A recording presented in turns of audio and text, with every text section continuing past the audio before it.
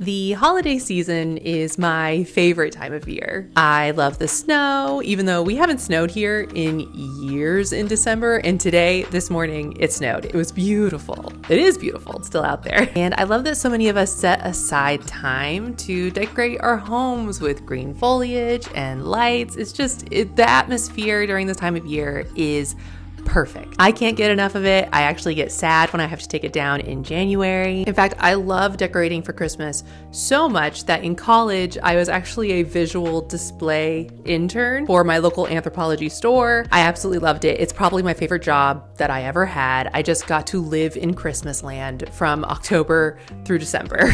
I learned so much. It was so fun. And from that year forward, I've always made myself 1 or 2 Christmas decorations every year. But this year, I want to give myself an extra challenge, which is to try to make the decor that I make this year more sustainable. So I'm going to be making 3 projects from either trash or scraps or leftovers, because honestly, I have way too many leftovers and bits and bobs from my sewing projects and DIY projects from over the years. So let's get started. I got this huge box in that actually housed the self-healing mat that I recently bought myself, and I'll be using it in this portion, but it was so large that I knew I had to create something with it. I thought it'd be perfect for a gingerbread Christmas village. Of course, it's not a full village with individual houses. It's just like that facade townhouse street look. Sure, I could buy new cardboard for this, but almost all of us are going to be receiving plenty of packages around this time of year, so why not put those boxes to use? So I cut one of the large pieces of the box in half and started sectioning out different widths and sizes with a ruler. This thick ruler is a quilting ruler. My college would let us borrow, quote unquote, these rulers, so I ended up buying myself one, and I think it is so useful. I use them for so much more than just sewing. I then started coming up with different layouts for doors and windows because I want a light to shine behind it. I tried to make all the lights and roofs and windows look as different as possible. I think variety will make this look so much more interesting.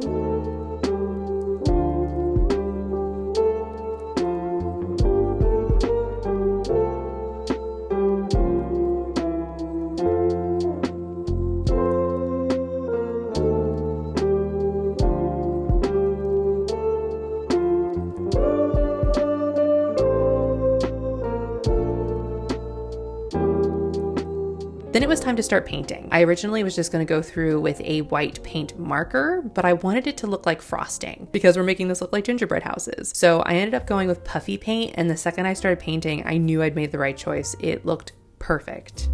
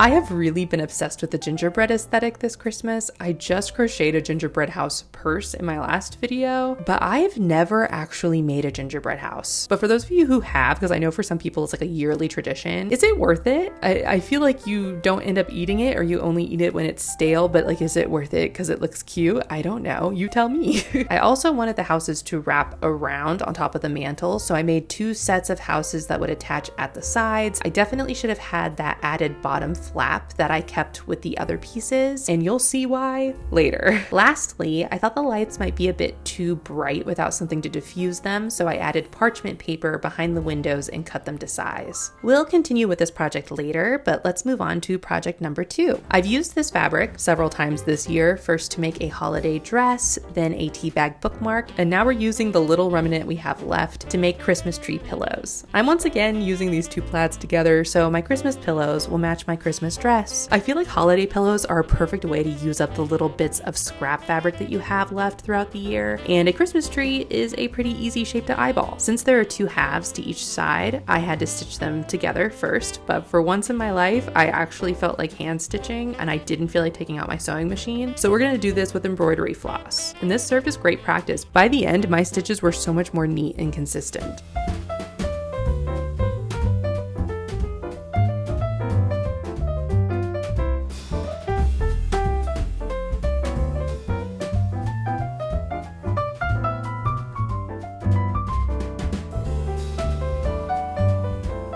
Then I ironed all the raw edges around the tree under and pinned the 2 sides together, wrong side to wrong side. This was the other reason I wanted to hand stitch. I wanted to do a blanket stitch because I felt like that would add to some of the cozy vibes and it would be a nice decorative touch on the outside of the pillow. I just did the blanket stitch and I was scared that the polyfill would actually stick out between the stitches, but it did keep everything inside perfectly. I also chose a color that would pop for each side, so I chose a red floss for the blue side and a light blue for the red side.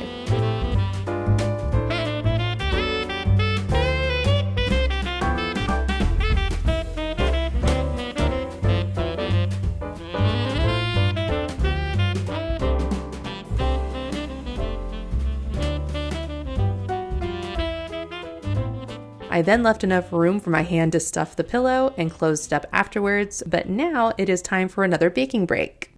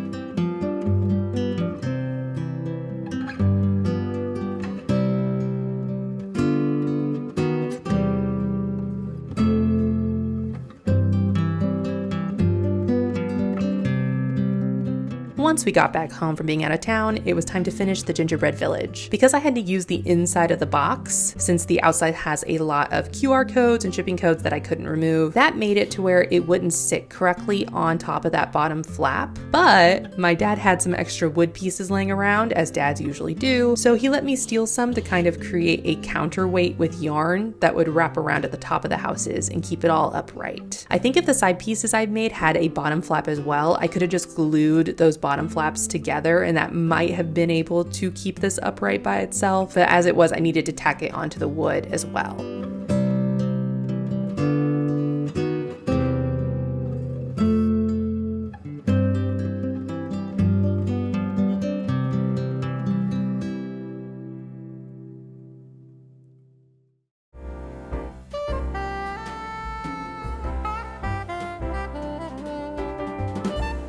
If you are a sewer or a DIYer like me, you probably have a lot of ribbon hanging around. I'd seen this photo earlier in the year and I thought it was the perfect way to use up all of this ribbon.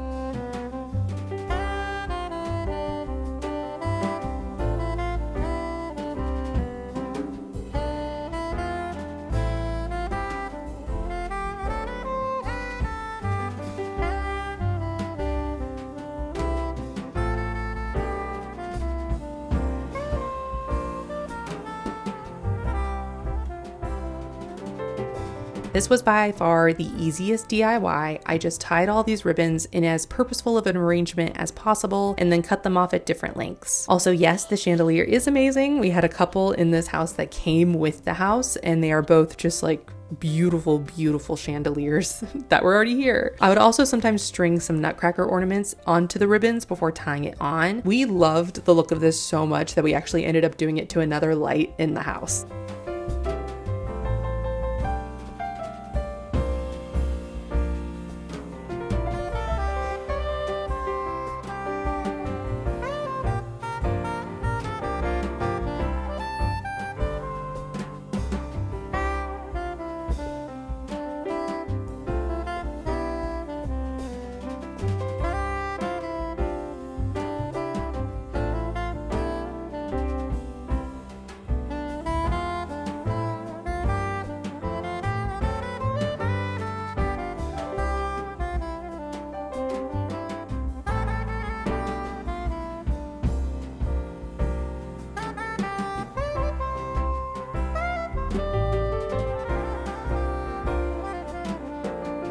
Lastly, I added some polyfill I had lying around on top of these lights to create a snow effect. I love that even this detail was made using something I already had lying around the house, and it worked perfectly. It looked just like snow.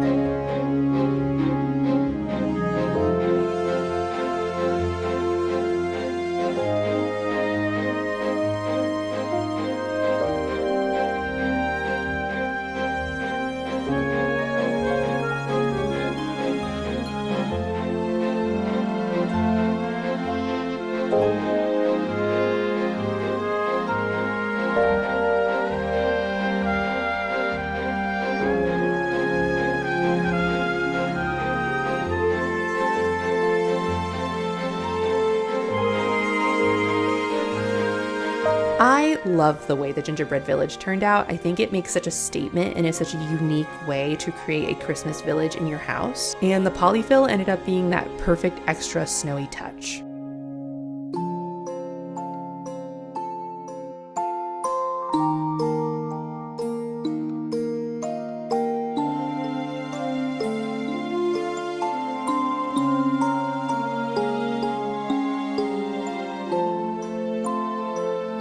These pillows are also so cute, and the plaid is just perfect for that extra bit of a Christmassy vibe. Also, the outside stitching is such a great detail that I'm so glad I took the extra time to do.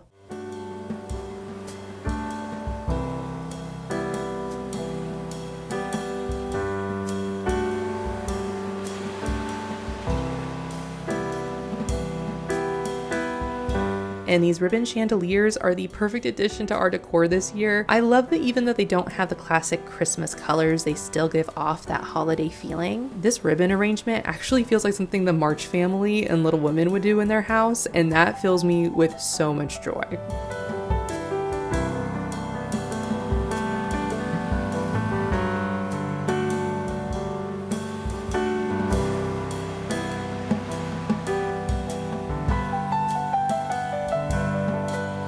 That was so fun. I had such a great time. Everything ended up looking really cute, so I'm so happy. I am really trying to replace a certain amount of my consumption with creating. If that's something that you've been wanting to do too, I really do think the holiday season is a great time to try to start. So I hope I gave you some inspiration for looking around your place and seeing what you already have to make yourself some decorations this year. But that's gonna be it for me this week. Thank you so much for hanging out with me. I hope you had a good time. If you liked this video, I would love if you subscribed.